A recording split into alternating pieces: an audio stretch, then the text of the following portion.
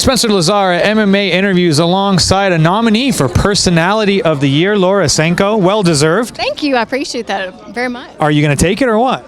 Listen, we've seen who's in this category. I'm up against Joe Rogan, John Anik, Daniel Cormier, and Chael Sonnen.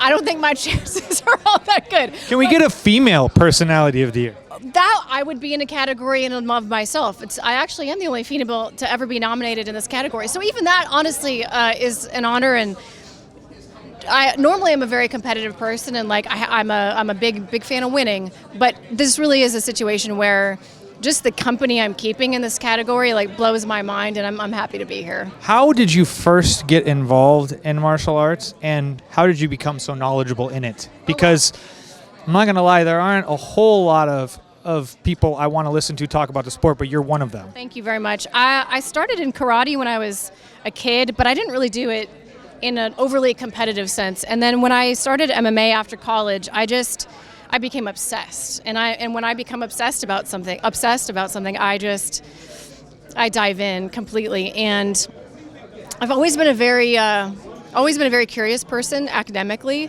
So it sort of was the cross point of me doing the sport and then me just wanting to know everything about it possible.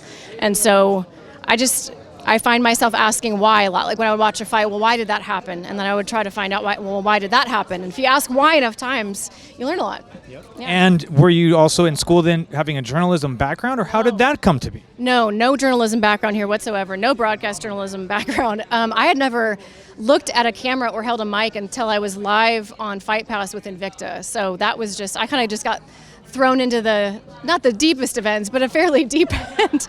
And it was really just my knowledge of the sport and of the fighters. And I think even though I didn't fight for very long, really knowing that journey intimately, what it's like to cut weight, what it's like to lose, what it's like to win, allowed me to become a good journalist in this specific area. But no, I'm not a real journalist. Pretty amazing. And to be accepted by the likes of Dana White, and to be, I think, the first female to do analyst work for the UFC. I mean, what does that mean? It means everything. It's hard to encapsulate what that means, honestly. To become the first female commentator since UFC 1 is, it was a goal of mine for very, very long. And so it's almost surreal to stand here having achieved it, to be honest with you. Because last year when I was walking on this red carpet, it was not a reality yet, and now it is. So it's kind of interesting to be here full circle, and it means a lot and feels really good to represent the women who love this sport so much. Do you prefer that or the interviews on camera? Which is, do you prefer really breaking it down? I prefer breaking it down any day.